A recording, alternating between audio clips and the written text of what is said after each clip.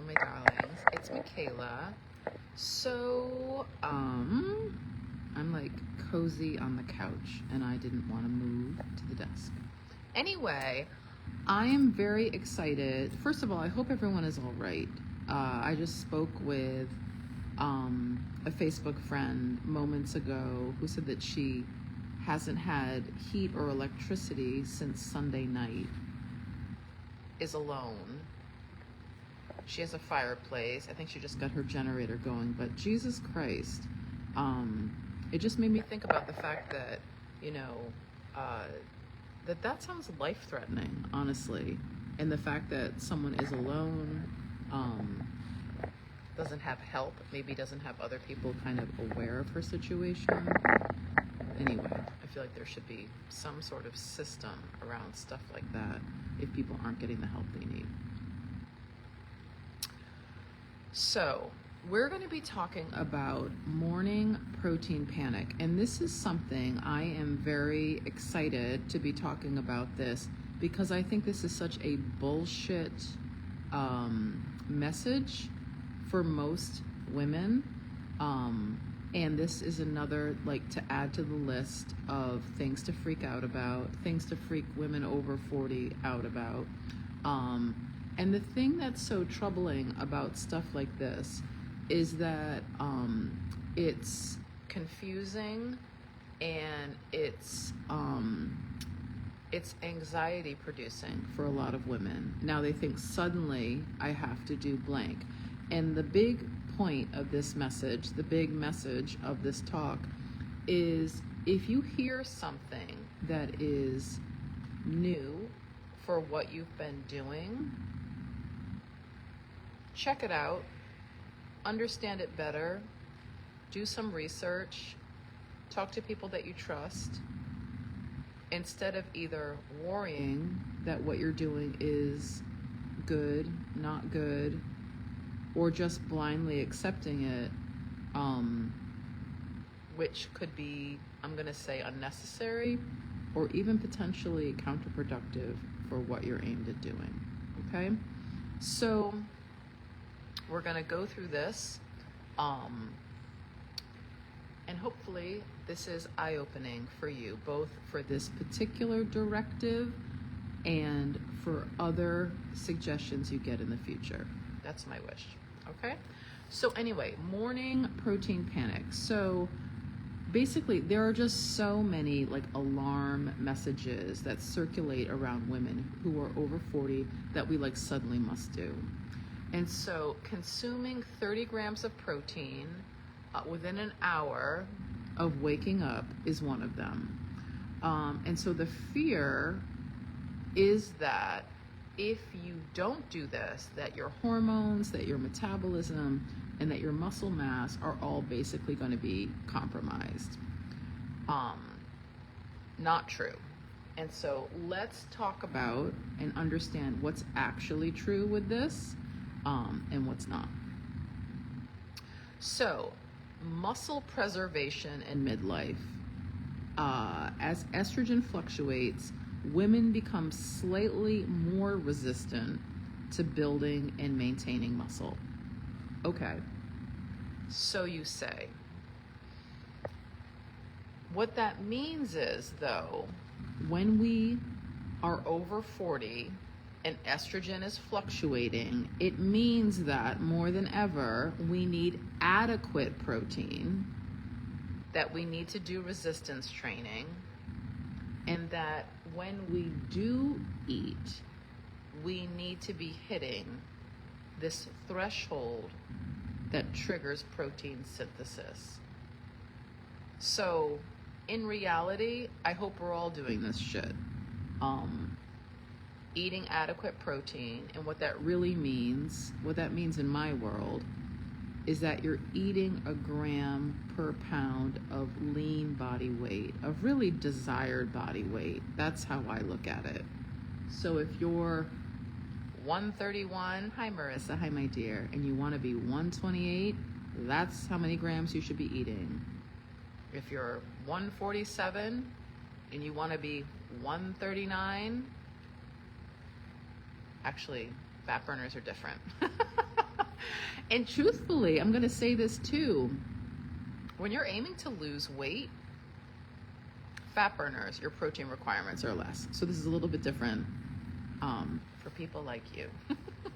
But for a mere mortal, for a sugar burner, you want to be eating a gram per weight of, I'm going to say, desired or lean body weight. And even that, you want to take a little bit off of that, because essentially we don't want to be eating protein for the fat that we have on our frame. And if your entire weight is whatever it is, 128, 139, 150, whatever it is that you want to be at, there's still going to be fat on that frame. Okay? So anyway, so hopefully we're always doing that. We're always eating this adequate amount of protein for the weight that we desire to be at, that we're always doing resistance training, and that we are now, if you didn't know this before, at every meal we eat, we want to be hitting a particular threshold of protein. And so you need to eat between 20 and 40 grams of protein to trigger protein synthesis. So a complete protein, that means you're not eating beans, you're not eating nuts, you're not eating, I'm not a fan of like grains, soy and tempeh, or a combination of a variety of plants make a complete protein. But otherwise, we're looking at an animal product. 20 to 30 grams at a sitting to trigger protein synthesis. More is also fine. Some of us eat less frequently. And the truth is, the other thing I want to say is, you actually need space. If you are someone who eats multiple times a day, which sugar burners do, you need at least 4 hours in between meals for your body to reset, for protein synthesis to have the opportunity to be triggered again. So this is why snacking is not useful, and why eating less often is. Okay? Number 2 for this protein panic, why we would eat protein in the morning is potentially for blood sugar stability. So the thing, I'm going to talk about something as well though, because this doesn't actually hold true. So in the morning, cortisol is naturally higher. This is normal physiology. This is something called the dawn effect. I'll talk about this in a moment. If someone eats something that is predominantly carbohydrate based, toast, fruit, and maybe even having coffee, which can raise cortisol, or something that has no protein at all, what that can do either in the short term or the long term during the day is they can experience energy crashes, more hunger later, and more cravings at night. But I'm going to say this too. Whenever you eat, make sure you have protein. Like, you need a complete meal whenever you eat. Carbohydrates to some degree, protein and fat. And that will feel satiating. That will help with blood sugar regulation. It'll keep you more full for longer. It'll be easier for you to get more full on less calories. So if you're eating, please have protein. But you don't need to eat in the morning just to have protein. What I also wanted to say is, this is something too. I feel like this encouragement speaks to the fact that people don't understand how their bodies work. And that's unfortunate. Speaking to this makes me feel like it's speaking to the fact that people don't understand how macronutrients work, the fact that we need protein at every meal. And it also speaks to the fact that people don't understand that we need resistance training and an adequate amount of protein as we get older, especially. So trying to like cram this in at this like magical hour it's not the point, actually. It's actually a little misleading. So I'm going to double down on this cortisol being raised in the morning. And this is something that it's like, ooh, because cortisol is raised, we need to eat. No, we don't. Cortisol is naturally higher in the morning for something called the dawn effect, because of something called the dawn effect. And essentially, this is a more kind of primal, primitive wiring to get us up, energized, and actually able to go find food, because we did not have refrigeration however many thousands of years ago. So there's this delectable cocktail that happens in our body in the morning of increased cortisol, increased insulin, increased human growth hormone, and increased glucagon. And the truth is, what that is amazing for is movement. Cortisol brings up blood sugar to give us quick energy. Human growth hormone is something that also gives us energy and even diminishes appetite. Glucagon is something that mobilizes fat for energy, or actually to convert fat to glucose to be put in our blood sugar to keep our blood sugar up, to keep it within a certain threshold. So you have this, there might even be adrenaline in there, but you have this beautiful concoction that's actually made for you to be alert and to have energy and to go get something to eat, to bring it back to your village and then eat. So it's actually counter, what do I want to say? It is against kind of how we're made to eat immediately in the morning, because in days before now, we wouldn't have food. We wouldn't have something in our pantry or our refrigerator to eat. We would need to go get food. So the fact that cortisol rises in the morning is actually A, natural, B, how we're made, C, designed to enable us to have energy to go out and get food and eat it later. So it's actually not useful to eat first thing in the morning. Additionally, we are more insulin resistant in the morning. And so if the more insulin resistant your body is, the more insulin you'll need when you do eat, and the more of your food you will store as fat in that environment. So once again, A, we don't really want to eat in the morning when our body is more insulin resistant.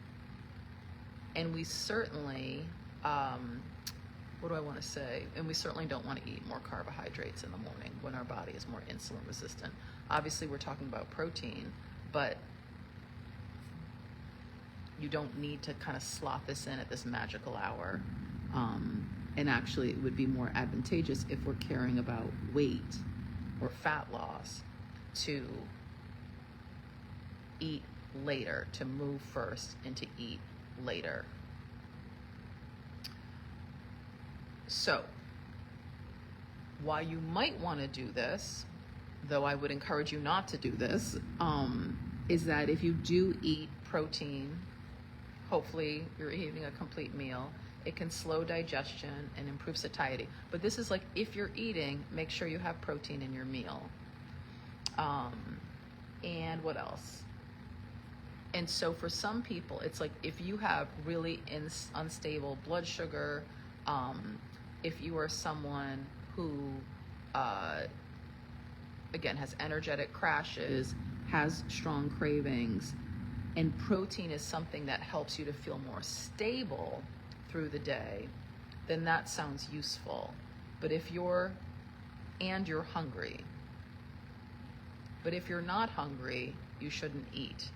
That is my encouragement. You do whatever the heck you need to do, but especially if weight is a thing, or even if insulin is a thing, which pertains to health in big ways, if you're not hungry, don't eat.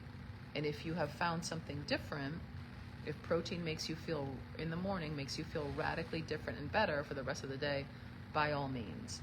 But because someone on Instagram is telling you to do this, is not necessarily the best thing for your body. Because you have someone on Facebook telling you opposite. Anyway, so pendulum swings from the 90s diet culture, why this is potentially a thing. So many women were under eating protein for decades, and now the industry is basically swinging hard in the other direction. This thing that's unfortunate about that is that nuance is lost. So meaning that why we would do this, why we wouldn't do this, who might do this, we're kind of missing that. We're just kind of blindly saying yes to this because of the fact that it might be useful for some, but it's not for everybody. What else? So 30 grams of protein in the morning can improve satiety for women who over-snack later. It can stabilize energy from carb-heavy breakfasts. Thank you. It can support muscle maintenance. So can eating protein later. But again, what it does not do, it doesn't fix perimenopause. It doesn't override total daily calories. It doesn't majorly or magically burn fat, not at all. It doesn't circumvent raising insulin, which is not useful for weight loss or for health. It doesn't replace strength training. I think a lot of women miss that point when they are aiming to eat a certain amount of protein. Strength training is not valued as equally, and that's crazy because you need that just as much as an adequate amount of protein. And then it doesn't need to be forced if you're not hungry.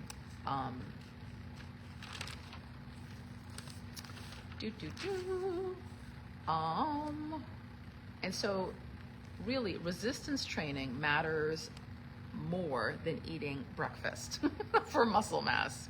So if you ever are at a crossroads of should I go to the gym or should I eat 30 grams of protein in the morning, the answer is go to the gym and eat an adequate amount of protein through the rest of your day at some point in your day. The real issue also, I'm going to say this, why this is so additionally problematic is because it takes the, what do I want to say? It takes the evaluation away from you, and it's just giving you an arbitrary rule. But if it's not appropriate for you, that's not helpful. So the fact that there isn't wording in and around this message regarding how to assess whether or not this is actually good for you is not useful. Because if a woman who's not hungry in the morning but forces 30 grams because she's supposed to, this just kind of indicates and doubles down on the fact that she's disconnected from her own body cues. That's not useful. That she's potentially eating unnecessary calories, not useful to either lose weight or maintain weight. It raises insulin more than needed. And really, it helps reinforce anxiety around food timing. When people think they, oh God, pitter patter of my heart, have to eat something within an hour of waking, there's this additional stress. Oh shit, I didn't get this. Oh no, I was supposed to do that. And it's like, A, stress is never useful, but B, like it's completely useless in this situation. Also, I'm just going to say that this is something I'm such a strong believer in and hopefully facilitator of. This is what we do in Fat Burning Pro. Week 1, there is so much emphasis on listening to one's body. Are you hungry? Would you try this? Are you still hungry? Have you had enough? Do you need to eat again? Did you need more? Would you account for that the next time? And so if we are not actually listening to us and we're always listening to something outside of us, then we never actually get solid communication or trust of our own body. And that is invaluable. When you can hear yourself and you actually understand what your body is saying, what you need, and then you give it to yourself, you have this closed loop of wisdom, what do I want to say? Care, love, respect, trust, and knowing with yourself. And the thing that's amazing about that is that what that creates is a reliable source, which is you, to continue to either give yourself what you need or to be curious if you're unclear, uncertain, confused. And then you're also not like blown around by the world in terms of telling you to do shit that may or may not be appropriate for you.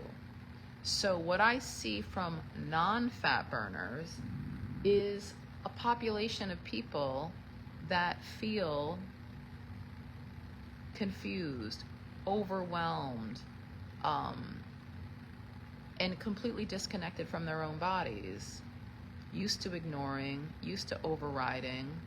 But what happens with fat burners, because it's so crucial for us to hear ourselves and respond, is that we know what's up. And I'll say it helps me because suddenly I have another reliable source of information. I'm not having someone say, I don't know, or Michaela, what do you think? Sometimes. But I have a partner in this guidance. And then ultimately, they have a guide. It's their body. It's not their brain.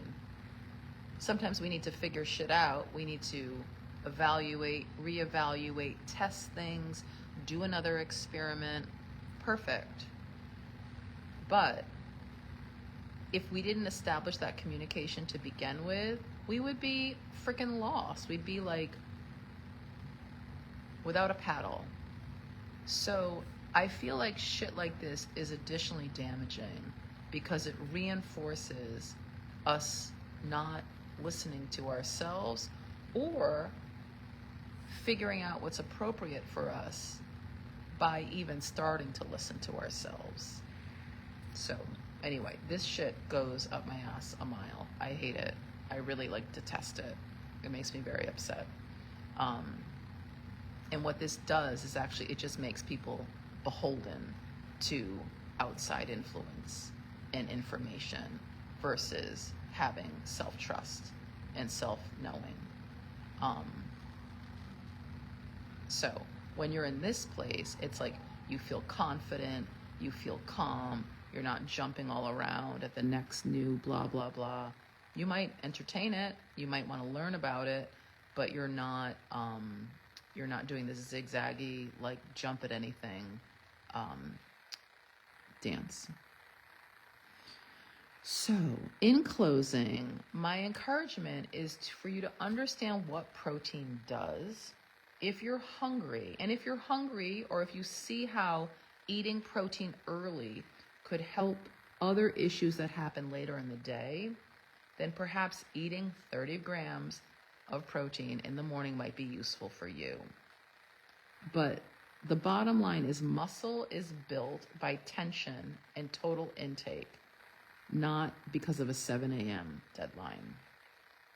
And really, eating both earlier in the day and more often typically will cause more weight gain versus fat loss.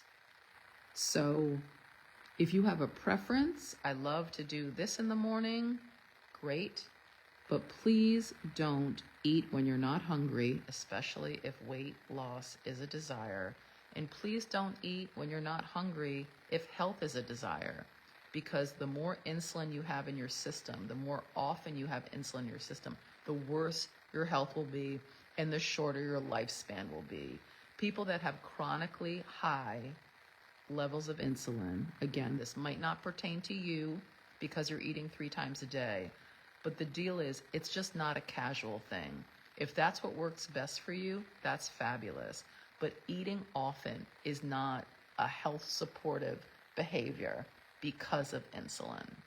It's like everything is worse. with chronically elevated insulin. And you're probably familiar with diabetes, but recently I even just heard about stuff that, so yes, people that have chronically higher elevated levels of insulin have shorter lifespans, and people that have lower have longer lifespans. But more insulin in your system in general will make your blood stickier. It will predispose you to clots. It contributes to like polycystic ovarian syndrome, leads to infertility, as well as weight gain and all this other madness, inflammation in the body. So it's not a casual hormone, and it gets stimulated every time we eat. So eating less often is quite beneficial for many reasons, especially if that works naturally for you at this very moment in time. Okay, so that's it. Morning protein panic, utter bullshit. If you are hungry in the morning and you know that eating more protein early in the morning sets you up for a better day, more stable blood sugar, less snacking, less hunger late at night, then by all means, do that shit. But if you're doing it because someone is telling you to, and you're not hungry, and you want to lose weight, and you're eating adequate protein in the rest of your day, and you're doing resistance training, you need to do this shit anyway, don't do this, okay? And if there's anything that comes out of the media, social media, that feels a little fear-mongery around women over 40, please give it a moment of evaluation. Please consider whether or not you actually want to do this, whether or not it's actually useful for you. Because it might be, and it might not be. But the biggest thing that I think is important to distance yourself from is a sudden instruction that either causes stress or is meant to cause stress, because that is detrimental. That is not helpful information, or the delivery of it is not helpful. Stress is not helpful or healthy. So please back away from outlets that cause alarm, because that in and of itself is not useful. Okay? That's it. I hope that was amazing. And if you are a woman over 40 who would like a guide to kind of clear the clutter on all of this madness, honestly, and would like a body that loses weight more easily, that protects muscle, that recycles protein, that makes weight loss so much easier and health so much better, kind of in a one-stop shopping kind of way, please consider Fat Burning Pro. Please consider undergoing a mitochondrial reconstruction where we literally fix and create new mitochondria that burn fat easily, that are able to tap into your stored body fat, which is why it's there. It's saved to be used for energy later.